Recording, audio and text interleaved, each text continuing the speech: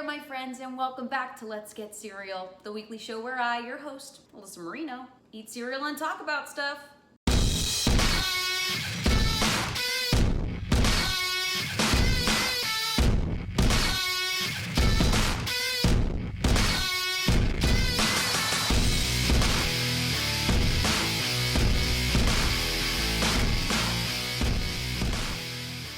My breakfast buddies, we are days away from Turkey Day, but you know what, more importantly, we are 3 days away from my birthday.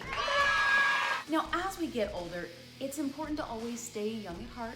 So in celebration of the fact that I'm gonna be turning 32, I'm gonna share with you 32 random things that make me think about being a kid. Not even part of this list of 32 random things, but something that just makes me think about being a kid is cereal. Hello. So today's cereal that's going to accompany us on our journey through 32 random things that make me think about being a kid, drumroll please, Post Great Grains Cranberry Almond Crunch. Yum. What an absolutely decadent aroma. My friends, these flakes are gigantic. We're like kind of thinking about the impending holidays because we got some cranberries in here.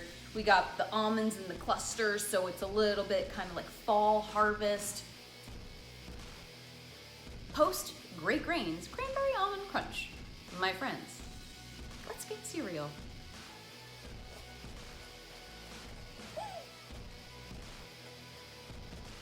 This is so good. Okay, so the chewiness of the cranberries are working really well with the crunchiness of the flakes and the almonds. The almonds, of course, have a very soft flavor, and then the cranberry gives you that little burst of sweetness. Oh my God, this is so good.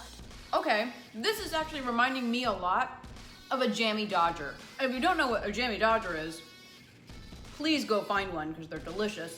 They're like a shortbread sandwich cookie where the filling inside, I believe, is raspberry. The cranberry is kind of reminding me of it because you have this delicious, soft shortbread with this tart raspberry filling. Oh my gosh, it's so good. And the top of the sandwich cookie, you think has a little heart cut out of it so you can see the filling. Before I get too carried away, just enjoying this cereal and totally forgetting about my list of 32 random things that make me think about being a kid again, let's get to my list of 32 random things that make me think about being a kid again. Number 1, Teen Beat, Bop, or Tiger Magazine. Little childhood crushes like JTT and Devin Sawa. Who else? Joey Lawrence. Fun fact, my first childhood crush was actually on Michael J. Fox when he was in Back to the Future. Not very, I don't think very common, but I like him. And now my big crush is on Andy Brown. One of my fondest memories was my family owned a dollar store. And across the street from the dollar store was a Wawa. Wawa is like an amped up convenience store / deli. Look it up if you haven't ever tried it before. It's fantastic. Lives up to the hype every time. So we're across the street from this Wawa, and my favorite thing to do would be to go get all the adults coffee, and I would get myself either a Tiger Beat, Teen Beat, or a Bop magazine. And then I would just read it throughout the day. I wouldn't really read it, I would look at the pictures, and then I would rip the pictures out and put them on my wall.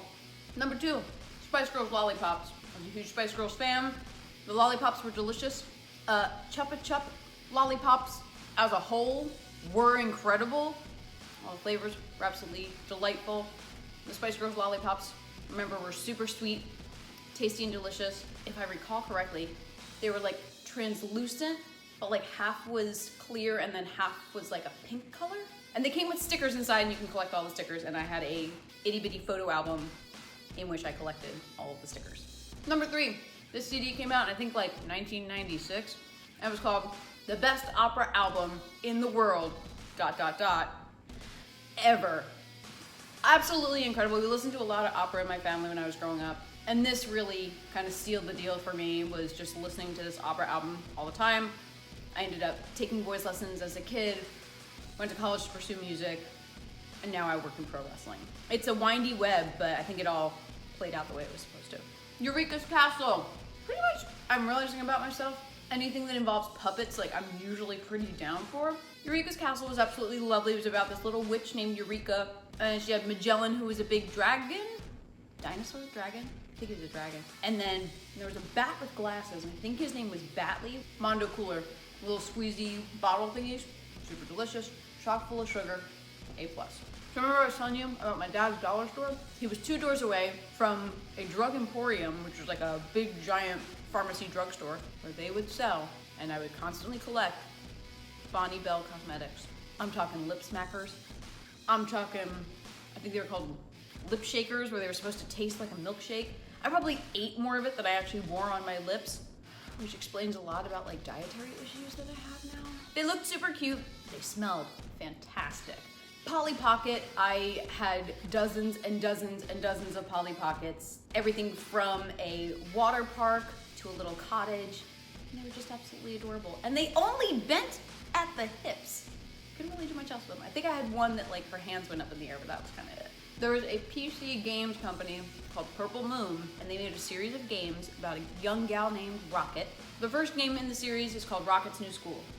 And pretty much she's going through her first day at a brand new school, and what you have to do is make choices for her of like how she wants to go about her day. But then you can go and like explore the students' lockers and learn about them, who's a cool kid and who's an artsy kid and who's in a band and who you want to be friends with. And I played a lot of PC games and video games as a kid, including a lot of Barbie mystery games, which were also really fun. But the Purple Moon games were absolutely fantastic. Really cute little artwork. Which brings us to Barbies, okay? Barbies were huge for me. I probably was playing with Barbies like really late into my life. You know, at one point when I was getting older, I was coloring their hair with markers or giving them piercings or making them clothes, but I'm not ashamed to admit, like, I freaking love Barbies. Andy Cap's hot fries, just fantastic. We would trade them and eat them at lunch. I was talking about CD purchases earlier. The Wall. The Wall was a store in the mall that sold CDs. I don't know if they sold movies or not, but when you bought something from them, you get a little blue sticker that said The Wall. And when you put that sticker on your CD, it didn't matter if it skipped, if it broke, if it wasn't working anymore, you could return it. The Wall guarantee, because they would take anything back. Clarissa explains it all. Super funky fashion, and just a no BS little lady. Tamagotchis, whole lot of pressure of taking care of a living thing, but yet I still felt a really strong bond to it. Almost the same way I did my Furby. Furby's another one. I swear some of those Furbies were possessed. Just some weird stuff going on. Let's talk interior decorating. Let's talk lava lamps. Let's talk inflatable furniture. No 90s kid room was complete without either of these two items. And oh, love beads. I remember having hanging beads in my doorway. Aesthetics, am I right? In beauty world, I didn't know how to do anything. I didn't know how to do my eyebrows, or really much in the way of eyeshadow. So everything was lip related. I don't even know what the brand was called, but it was roll-on kissing lip gloss. It had all the best flavors, like so delicious, all these yummy fruit flavors. And these, again, everything just smelled and tasted good. So you're kind of wearing it, but you were kind of eating it at the same time, which is really a win-win. I'm talking too much, so we're gonna move on. More in the way of fashion, butterfly clips. I swear style is cyclical, so keep your eyes peeled because they are probably coming back soon, in a major way. Beepers. Did I have a fake one? Yes. Did I need one? No. Did mine have zebra stripes and like a neon green clip-on? Yes. Beepers. I don't know what number I'm at. I think I'm at number 20. And this is 3 words, my friends. Lisa, Frank, anything. I don't care if it was pencils, if it was a binder, a notebook, a magnet, anything Lisa Frank. A trapper keeper? Can we talk about trapper keepers? We can't. I get too excited about stationery. I just gotta reel it back in, you know? But you know, there were mornings before school where you would get to kind of like sneak a little bit of cartoons before you had to do anything. And one of the things I remember I used to love to watch was Sailor Moon. Sailor Moon. Sailor Moon's on the list. It was actually really cool because one of my first times getting into comics, I don't even know, I was probably like 9 or 10. I remember going to a little comic shop and finding Sabrina the Teenage Witch and Sailor Moon comics. And I felt like I hit the jackpot. And I just kind of devoured them and then went about trying to collect all of them and then kind of gave up. And then refound comics and then kind of stopped again.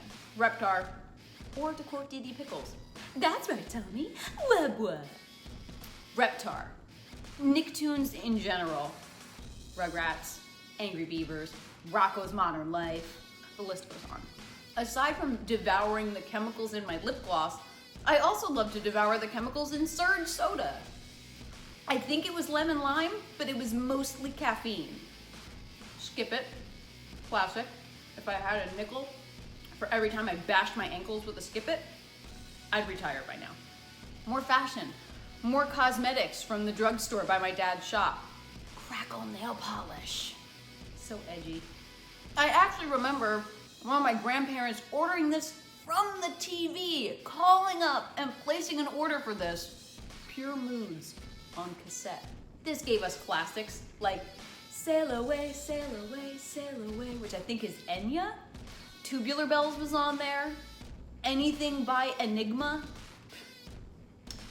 Some of you may remember AIM Instant Messenger, setting away messages that were vague if you were like kind of mad at your friends and you sort of wanted them to know, but you didn't want them to ask you about it. Passive aggressive nonsense. This might be one that's unique to me, but tree frogs. So when I was a kid, I went through a period of time where I got really obsessed with different animals. I went through a phase with wolves, where everything I wanted was like wolf related. So tree frogs, frogs in general, I went through a phase and my entire bathroom was frog stuff. Frog shower curtain, frog toothbrush, froggy trash can, froggy toothbrush holder for the froggy toothbrush. It was madness. Clueless. Still divinely quotable. And can we just look at this babe and her style? She's incredible. And now Alicia Silverstone is like a bleeding heart vegan. Just wow. I think there was also a Clueless PC game that I used to play. And if I recall, it had a banging soundtrack, the movie and the PC game. Great music, a really great snapshot of 90s fashion, of course, like of the upper crust kind of elite. But Cher Horowitz really had a heart of gold. She did her best. I do think the whole story of Clueless is actually based on something Shakespearean as well, if somebody wants to fact check me on that. Another great 90s flick, super female focused, but different, The Craft. Hello. Every female friend that I've had has gone through at least some sort of like witchy phase. Some of us don't really get out of it. Some of us still have that curiosity. All I know is that I was overlining my lips in like dark brown pencil and going in with like a nude gloss for way too long. But you better best believe my silly little self was too afraid to try and invoke the spirit. Are you kidding? So while you were chowing down on some delicious lip gloss, you had to smell good too, right? Juice bar fragrances. I want to smell like I just walked out of a vat of sugar. Dust me up with that, you know? I really just want to smell like a bag full of cotton candy and cinnamon buns.